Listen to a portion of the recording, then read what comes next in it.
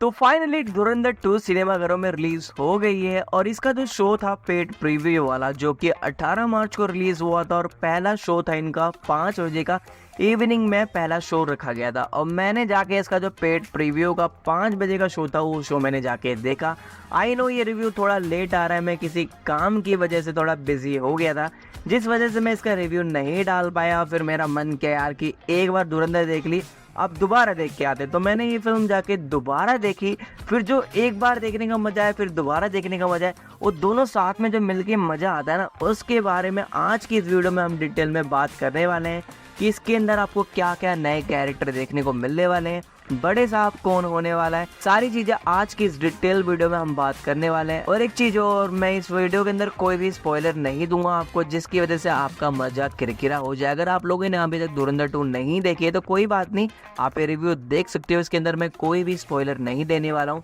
जिसकी वजह से आपको लगे कि सारी चीज़ें मैंने आपको पहले ही बता दी तो मूवी देखने का क्या ही मजा है। ठीक है, तो चलिए दोस्तों इस वीडियो को शुरू करते। अगर आपने चैनल को अभी तक सब्सक्राइब नहीं किया है तो चैनल को सब्सक्राइब कर लीजिए। अब देखो 1 बाय 1 अगर बात की जाए धुरंधर 2 के बारे में तो सारी चीज़ें इतनी बढ़िया तरीके से इन लोगों ने प्रेजेंट करी हैं। अगर बात की जाए इसके दोस्तों कैरेक्टर के बारे में, मतलब कैरेक्टर की कास्टिंग इतनी परफेक्टली कर रखी है, इतनी परफेक्टली कर रखी है, एक मोमेंट पर आपको ऐसा लगेगा कि यार ये कैरेक्टर नहीं, सच में उसी पर्सन, सेम पर्सन को ही उठा के इन लोगों ने मूवी के अंदर कास्ट कर दिया। अब इसके अंदर देखो धुरंधर 2 के अंदर आपको एक सीन देखने को मिलने वाला है, यूपी का एक गैंगस्टर होगा, गैंगस्टर प्लस पॉलिटिशियन आपको देखने को मिलने वाला है। उसकी जो लैंग्वेज होती है, उसका जो रहन सहन होता है, उसका जो बॉडी स्ट्रक्चर होता है, उसकी जो कॉस्ट्यूम होते हैं, इवन जो उसकी मस्टिचेस होती हैं, मूछें वगैरह होती हैं, और जो वॉइस मॉड्यूलेशन है, सारी चीज़ें इतनी परफेक्टली सिंक करी गई है कि आपको एक मोमेंट पे ऐसा लगे कि ये कोई कैरेक्टर या फिर कोई एक्टर नहीं,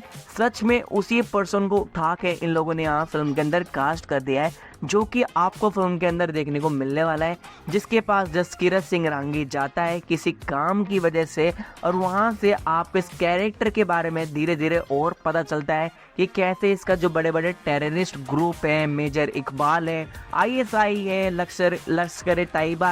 तैयबा, जो जितने भी बड़े बड़े जो टेररिस्ट ग्रुप होते हैं उनके साथ इसका काफ़ी ज़्यादा लिंक है। और वो कैसे वहाँ से फेक करेंसी को जो बॉर्डर के पास है वहाँ से सप्लाई करके इंडिया में लाता है, उसका यूज़ करता है इलेक्शन के अंदर। तो ये सारी चीज़ें आपको फिल्म के अंदर नज़र आने वाली हैं। अब बात करते हैं दोस्तों, जो आपको दूसरा कैरेक्टर इसके अंदर आपको नज़र आने वाला है वो है बड़े साहब का। अब देखो काफ़ी लोगों का ये मानना था कि जो बड़े साहब का कैरेक्टर है या तो वो इमरान हाशमी प्ले करेंगे, या फिर कई लोग ये कह रहे थे कि जो सलमान खान भी हो सकता है बड़े साहब का कैरेक्टर प्ले करे। बट जितनी भी एक्सपेक्टेशन थी, जितनी भी लोगों ने मतलब बना रखी थी, सबकी सब फेक निकली। ऐसा कुछ भी नहीं हुआ, क्योंकि जो बड़े साहब का कैरेक्टर है वो काफ़ी, मतलब समझ लो ऐसा कैरेक्टर है किसी ने सोचा ही नहीं हुआ कि यार ये वही बंदा है जो पाकिस्तान की पूरी इकोनॉमी को कंट्रोल कर रहा है, पाकिस्तान की पूरी आर्मी को कंट्रोल कर रहा है, पाकिस्तान के जितने भी बड़े टेररिस्ट ग्रुप हैं, ISI है, जितने भी मतलब लश्कर तैयबा वगैरह हो गए,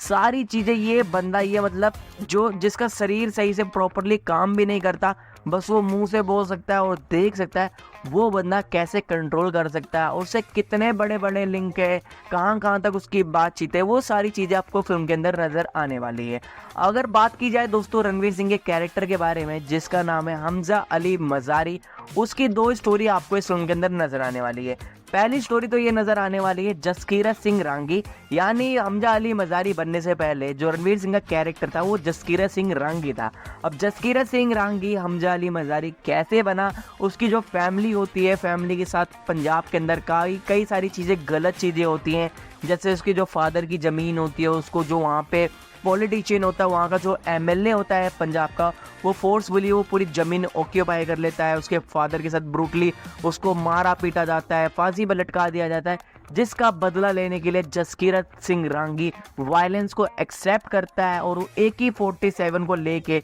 अपनी बहन और अपने बाप का बदला लेता है। और उसको जो कोर्ट होती है ना, कोर्ट के अंदर कह दिया जाता है कि भाई इसने इतना ज़्यादा वायलेंस किया है, इतने लोगों को मारा है, इसके बाद तो इसको पक्का 100% फांसी होने वाली है। बट होता है क्या दोस्तों, यहाँ पे कहानी में ऐसा चेंज होता है कि जो जसकीरत सिंह रांगी वाला कैरेक्टर है वो वहीं पे दब जाता है और हमें नया कैरेक्टर देखने को मिलता है जिसका नाम है हमजा अली मज़ारी, जिसकी कहानी स्टार्ट हो जाती है 2002 से लेके 2020, मतलब करंट का जो सिनेरियो है पुलवामा अटैक तक, वहाँ तक इसकी पूरी स्टोरी चलती है कि कैसे हमजा अली मज़ारी जो जसकीरत सिंह रांगी था उसने ट्रेनिंग ली थी, वो आर्मी का मतलब एक समझ लो स्टूडेंट था, वो आर्मी ज्वाइन करना चाहता था, बस कुछ ऐसे फैमिली के सर्कमस्टांसेस हुए जिसकी वजह से वो ज्वाइन नहीं कर पाया और वो मतलब एक ऐसा बंदा बन गया जो देश के लिए मतलब जान देने के लिए तैयार है, जिसकी दो आइडेंटिटी है। पहली आइडेंटिटी थी उसकी जो हमजा अली मज़ारी और दूसरी जो थी जसकीरत सिंह रांगी। जसकीरत सिंह रांगी वाली जो उसकी आइडेंटिटी थी, जो उसकी फैमिली थी,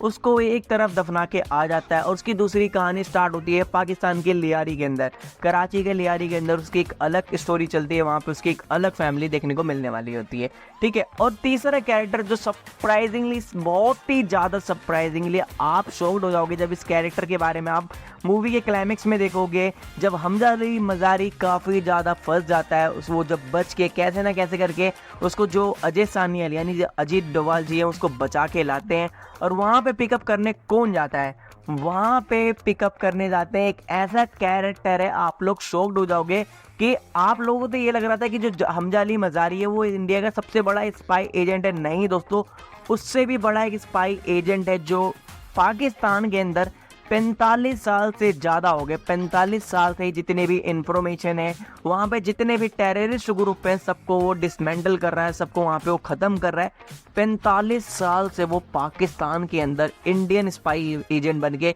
वहाँ पे रह रहा है। जब ये सीन आप देखोगे टोटली आप लोग शॉक्ड हो जाओगे और फिर इसके अंदर कई सारी चीज़ें आपको रियल देखने को मिलने वाली हैं, जैसे डिमोनेटाइजेशन हुई थी 2016 के अंदर, वो क्यों हुई थी उसका रीज़न भी दिखाया गया है कि किस रीज़न की वजह से डिमोनेटाइजेशन हुई थी। अब कुछ लोगों का मानना है कि हाँ ये रीज़न भी हो सकता है डिमोनेटाइजेशन का, बट कुछ लोगों का ये मानना है कि जो सरकार की गलती है उसको ठीक मतलब दिखाने के लिए इन लोगों ने सीन को इस तरीके से प्रेजेंट किया। अब आप लोगों क्या मानना है वो आप लोग कमेंट करके बताना। और भाई इस मूवी के अंदर सबसे बुरा जो कटा है वो सबसे ज़्यादा उजैर बलोच का, जिसका कैरेक्टर प्ले किया है दानिश पंदोर ने, और उसके कैरेक्टर के साथ इतना बुरा हुआ है, मतलब इतना बुरा हुआ है, हमजा अली मज़ारी ने इतना बुरा काटा है उसका। वो बार बार कहता है कि मुझे एसपी असलम से बदला लेना है, मुझे चौधरी की गर्दन काट के लियारी के वहाँ पर टांगनी है, जो लियारी का कब्रिस्तान है उसके गेट पर टांगनी है। और हमजा अली मज़ारी बार बार कहता है कि सब्र रख, समय आने पर हम करेंगे, और वो उसको जेल के अंदर भिजवा देता है।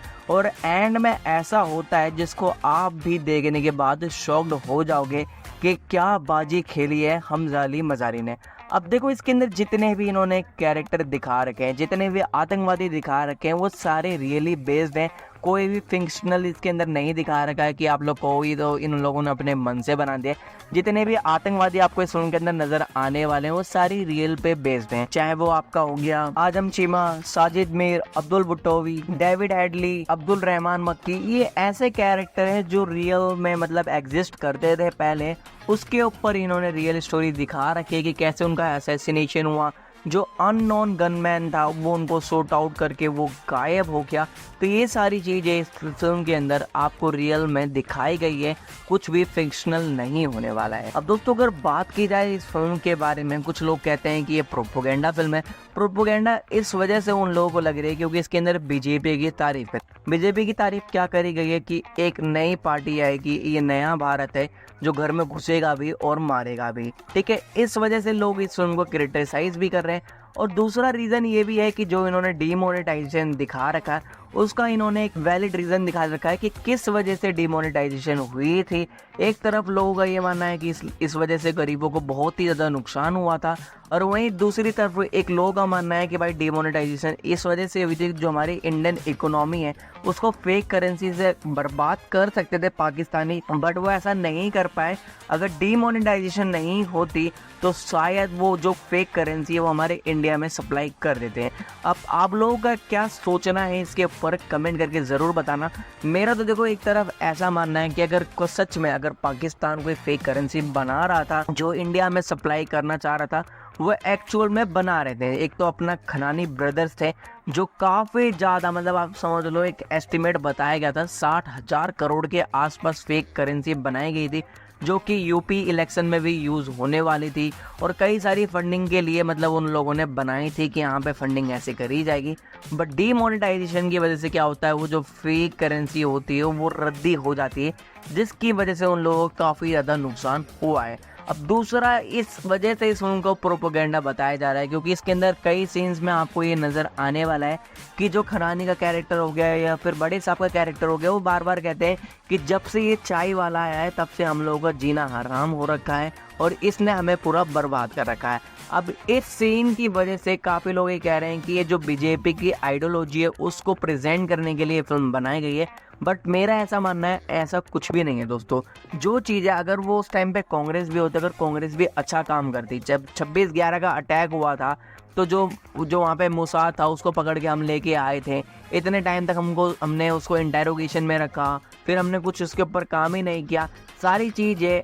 2014 के बाद ही क्यों हुई, उससे पहले क्यों नहीं हुई? जितने भी बड़े बड़े अटैक हुआ करते थे, चाहे वो पार्लियामेंट पे अटैक हो गया, ठीक है, 26/11 अटैक हो गया, 93 में बम ब्लास्ट हुआ था, वो सारी चीज़ें कांग्रेस के टाइम पे ही हुई थी। उसके बाद आपने रेयरली जो ब्लास्ट होते हैं वो आपने रेयरली सुने होंगे, चाहे जैसे अगर आपने सुना होगा पुलवामा का अटैक हुआ था, फिर एक अभी कश्मीर के अंदर जो हुआ था वहाँ पे जो अटैक करा था आतंकवादियों ने। अब देखो इनको पकड़ना इस वजह से मुश्किल हो जाता है क्योंकि जो कश्मीरी लोग होते हैं, लोकल लोग होते हैं, उनके साथ ही घुल मिल जाते हैं, इस वजह से लोग इनको कैप्चर नहीं कर पाते हैं कि ये क्या सच में लोकली है या फिर बाहर से आ रखे हैं, जो POK पाकिस्तान ऑक्यूपाइड कश्मीर, ये वहाँ के लोग हैं। इस वजह से इनको समझना बहुत ही ज़्यादा मुश्किल हो जाता है। और इस फिल्म के अंदर आपको कई सारे सीक्रेट्स भी नज़र आने वाला है कि कैसे फेक करेंसी हो गई, कैसे जो आतंकवादी होते हैं, जो नए नए लड़के तैयार होते हैं लश्कर तैयबा के, वो कैसे टनल के थ्रू इंडिया में एंटर करते हैं, उस टनल के बारे में भी डिटेलिंग में दिखा रखी है इस फिल्म के अंदर। अब आप लोगों को ये फिल्म कैसी लगी? अगर आप लोगों ने ये फिल्म देख रखी है, आपको कैसी लगी? आप अपना एक पर्सनल रिव्यू दीजिए, आपका क्या पॉइंट ऑफ व्यू है इस फिल्म के ऊपर। अगर आपको प्रोपेगेंडा लगी तो कोई बात नहीं, आपके लिए प्रोपेगेंडा सही। अगर आपको ये movie peak detailing by Aditya Dhar लगी कि अगर आपको ये मूवी पसंद आई है तो आपका अपना पर्सनल पॉइंट ऑफ व्यू क्या है वो कमेंट करके ज़रूर बताना। मिलते हैं किसी नेक्स्ट वीडियो में हम डिस्कस करेंगे दोस्तों इस फिल्म के बॉक्स ऑफिस कलेक्शन के बारे में, यानी इस फिल्म ने पठान, जवान, पुष्पा, RRR इन सब फिल्मों का भी रिकॉर्ड तोड़ दिया। और जो इंटरनेशनल मार्केट में जो फिल्म रिलीज होती है, नॉन इंग्लिश फिल्म होती है, उसके अंदर भी काफ़ी ज़्यादा इसने हाईएस्ट ग्रोसिंग जो अर्निंग होती है वो करी है। तो नेक्स्ट वीडियो के अंदर हम उसके बारे में डिस्कस करने वाले हैं, तो इसलिए चैनल को सब्सक्राइब कर लीजिए। मिलते हैं किसी नेक्स्ट वीडियो में, तब तक के लिए जय हिंद, वंदे मातरम।